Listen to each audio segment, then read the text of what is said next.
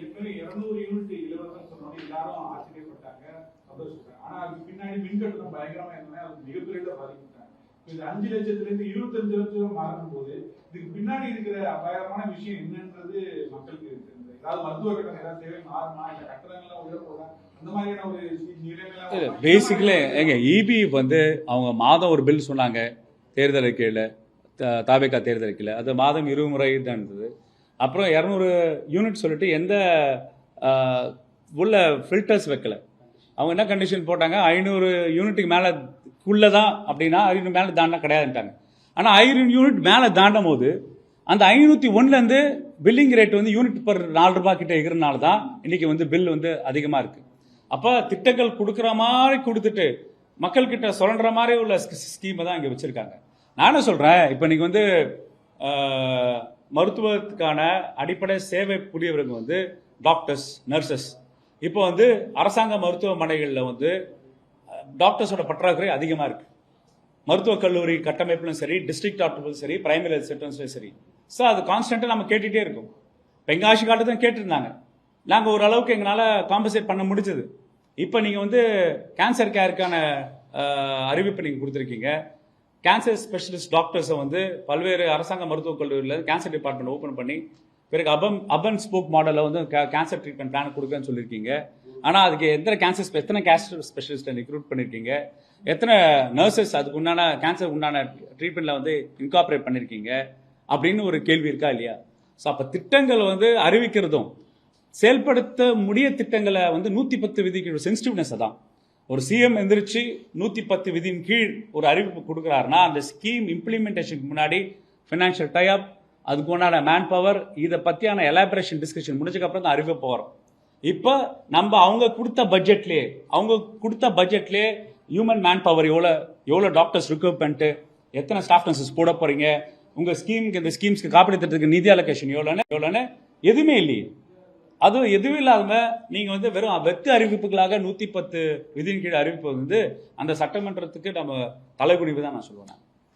இன்னொன்று முக்கிய விஷயம் நம்ம பார்க்க வேண்டியது தோழர் என்னன்னா, 2026 ஜனவரி மாதம் என்ன பண்ணாங்கன்னா, நான் திட்டக்குழுல உறுப்பினர் இருந்த போது அப்போ வந்து முதல்வராக இருந்த எங்கள் தமிழ்நாட்டு முதல்வராக இருந்த எங்கள் திமுக தலைவர் வந்து ஒரு செக்டார் 360 2030 இலக்க வைத்து செக்டார் 360 சொல்லி துறை வாரியாக, அதாவது 2030 இலக்கு வைத்து ஒவ்வொரு துறை ரீதியாக என்னென்ன கேப்ஸ் இருக்கு ஐடென்டிஃபை பண்ற திட்டங்கள் என்னென்ன அந்த திட்டங்கள்லாம் எலாபரேட் பண்ணும்.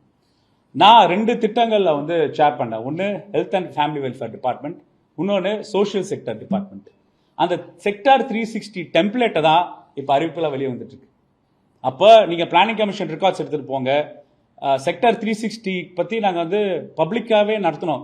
ஏன்னா எங்களுக்கு தெரியும் இந்த மாதிரி நிகழ்வுகள் நடக்கிறதுக்கு தீர்க்கதரிசியா இருந்திருக்காங்க நினைச்சிருக்கேன். எங்கள் தமிழ்நாட்டு முதல்வராக அந்த திமுக தலைவர் பிரஸ் மீட் வச்சு அனைவருக்கும் தெரிய மாதிரி செக்டர் 360 விஷனை வந்து நாங்கள் வந்து ஷேர் பண்ணோம். இந்த cancer mission program, hub and spoke model, இந்த கன்ஜினட்டல் டிசீசஸ்க்காக நாங்கள் ஒரு டயக்னாஸ்டிக் லேப் செட் பண்ணுறது, அப்புறம் குழந்தை இறப்பு சதவீதத்தை வந்து குறைக்கிறதுக்கு விதமாக பல யூனிட்ல உருவாக்குறது, எல்லாமே அந்த செக்டர் 360 டிகிரி விஷன் டாக்குமெண்ட் இருக்கு. அந்த செக்டர் 360 விஷன் டாக்குமெண்ட் இருக்கும்போது அந்த துறை செயலாளர் தான் இப்போ சிஎம் செக்ரட்டரி ஒன்னா இருக்காரு. அப்போ நீங்க வந்து நோ ப்ராப்ளம். ஒரு அரசு என்பது நம்ம வந்து நம்ம ஒர்க் பண்ணதை வந்து அந்த அரசு இம்ப்ளிமெண்ட் பண்ற ப்ராசஸ் நம்ம மகிழ்ச்சியிடம் வரவேற்கிறோம். ஆனா அந்த திட்டங்களை வந்து சரியா நடைமுறைப்படுத்துறீங்களா இல்லையானே என்ற ஒரு பொறுப்பான எதிர்க்கட்சியை சொல்ல வேண்டிய கடமையில நாங்கள் இருக்கோம்.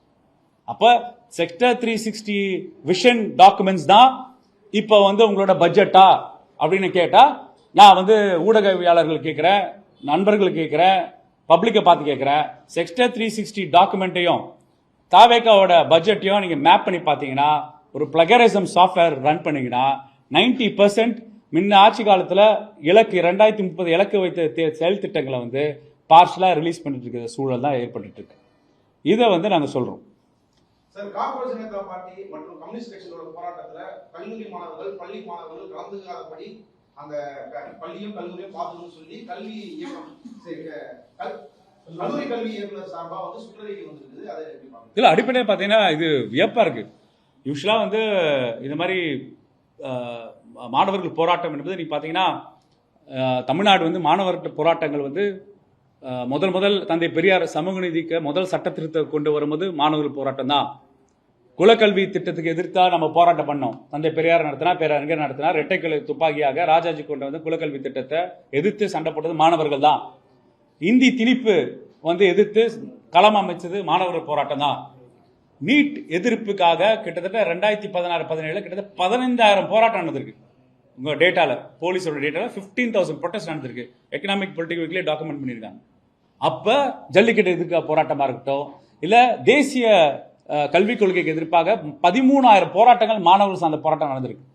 இடதுசாரி தோழர்களா இருக்கட்டும், இல்ல திராவிட இயக்க தோழர்களா இருக்கட்டும், திராவிட முன்னேற்ற கழகமோட தோழர்களா இருக்கட்டும், அனைவரும் அரசியல் ரீதியாக பொலிட்டிக்கல் டிஃபரன்சஸ் இருக்கலாம். ஆனா தமிழ்நாடுக்குன்னா ஒரு காஸ் வரும்போது எல்லாம் இணைஞ்சுதான் போராட்டம் பண்றோம். நீங்க பாருங்க, சிஜேபி நடந்த போராஸ்ட் பாலன் இல்லத்தில் நடந்தது. அனைவரும் நானும் போய் பங்கேற்றோம். திமுக சார்பும் போய் பங்கேற்றாங்க. அனைத்து சார்பு கட்சிகளும் போய் பங்கேற்று அவங்கள குரல் மக்களுக்கு, மாணவர்களுக்கு ஆதரவு தெரிவிச்சுட்டு வந்தாங்க. ஸோ அப்போ ஒரு பொது நோக்கத்துக்காக ஒரு ப்ரொடெஸ்டிங் மோட் ஸ்டூடெண்ட்ஸ்க்கு இயல்பான விஷயம். அப்ப நீங்க ஒரு சர்க்குலர் அனுப்புறீங்க. என்ன சர்க்குலர் அனுப்புறீங்கன்னா, ஃபர்ஸ்ட் டைம் ஒரு சர்க்குலர்ல பார்ட்டிஸ் பேரை மென்ஷன் பண்ணி அனுப்புறாங்க. இடதுசாரி இயக்கங்களும் காக்ரோச் ஜனதா பார்ட்டி இயக்கங்களும் நடத்த போராட்டங்களை மாணவர்களை கொண்டு போக கூடாது. என்னது இது? அது அந்த அறிவிப்பு கிட்டத்தட்ட எல்லா ஆகஸ்ட் 17 அந்த அறிவிப்பு வந்திருக்கு, அந்த லீக் ஆயிருக்கு. இப்ப எல்லா எதிர்ப்பு வந்ததுக்கு அப்புறம் காலையில 11 மணிக்கு அந்த ஆர்டர் ரிவர்ஸ் பண்ணிருக்காங்க. நான் சொல்றேன், நீங்க 17 கொடுத்துட்டீங்க எல்லா ஹெச்ஓடிஸ்க்கும், எல்லா டிபார்ட்மெண்ட்டுக்கும். இப்ப நீங்க ரிவர்சல் பண்ணது எல்லாருக்கும் தெரியுமான்னு கேக்குறேன். அப்ப மாணவர் போராட்டம் இருந்தாலே என்ன மெசேஜ் சொல்றீங்க, என்ன நோஷன் சொல்றீங்க? இந்த அரசோட நோஷன் என்னன்னா, இந்த போராட்டங்களுக்கு அனுப்பாதன்னு ஒரு வார்னிங் கொடுத்துட்டு ரிவர்ஸ் பண்ணிட்டீங்க. செய்தி போயிடுச்சு. யாருக்கு போயிடுச்சு? அந்த ரெஸ்பெக்டிவ் ஹெச்ஓடிஸ் போயிருக்கு. அப்ப மாணவர்கள் போராட்டத்துக்கு கிளம்புனா பை டிஃபால்ட்டாக அந்த ஹெச்ஓடி ஆக்ஷன் எடுத்தா அரசு பாதுகாப்பு வராது. அரசோட பிளெஸிங்ஸ் தான் பண்றோன்னு ஒரு ஒரு ஒரு ஒரு ஒரு பிளெஸிங்ஸ், ஒரு நோஷன் நீங்க கொடுத்துட்டீங்க. நாங்க இப்படிதான் செயல்பட போறோம்னு. இது ஒரு டிக்டேட்டர்ஷிப் மாடலுக்கு மாதிரி போற கான்செப்ட் ரொம்ப அபாயகமான சூழலா இருக்குன்ற.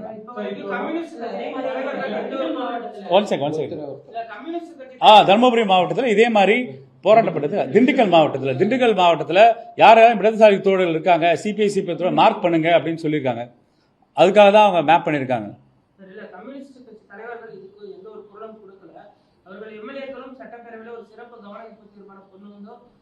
இது பொது உடைமை கட்சி தோழர்களை பார்த்து நீங்க கேட்க வேண்டிய கேள்வி. திமுக சார்பாக இந்த சுற்றறிக்கையை நாங்க பயங்கரமா கண்டனம் தெரிவிக்கிறோம்.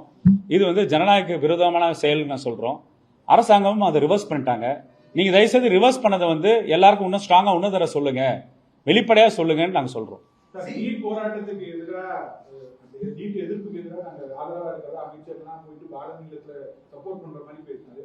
ஆனா இப்ப கல்லூரி கல்வி வெளியிட்ட போது யார் யார் போடுறாங்களோ அதை கண்காணிக்கின்ற சொன்னாங்க. இது பின்புலமா நீட்டுக்கு இல்ல, அதுதான் இந்த ஆக்சுவலா இந்த வாயளவுல நீட்டு பாத்தீங்க. இந்த கட்சியோட தாவேக்கோட அமைப்பு எப்படி இருக்குன்னா, ஆட்சி முறை அமைப்பு இருக்குன்னா, வாயளவுல நாங்க எல்லாருக்கும் சப்போர்ட் சிஸ்டம் பண்றோம். ஆனா நடைமுறையில நாங்க வேற மாதிரி இருக்காங்க. கரெக்டா இல்லையா? இப்ப இந்த இரட்டை நிலைப்பாடு ஒரு சீஷோஃபினிக் எஃபெக்ட் சொல்றேன் நான். சீஷோஃபினிக் எஃபெக்ட்னா, நான் சொல்றது ஒண்ணு ஆனா நடைமுறை ஒண்ணு. அப்புறம் நான் ஒரு ஸ்பிளிட் பர்சனாலிட்டியா மாதிரி செயல்படுறேன். அப்ப அந்த ஸ்பிளிட் பர்சனாலிட்டி மாதிரி செயல்படுறது வெறும் தலைமையில மட்டும் இல்லையா, நீங்க நடைமுறையில் இருக்க எல்லா ஆட்சி முறையிலும் இந்த இரட்டை நிலைப்பாடு இருக்கு. அப்போ இது ஸ்பிளிட் பர்சனாலிட்டி கவர்மெண்டா? அது நீங்க பேசுறது ஒண்ணு, சொல்றது ஒண்ணு, செய்யறது ஒண்ணு விதமா இருக்கா அப்படின்னு நான் கேட்கிறேன். நான் ஒன் டைம் எல்லாரும்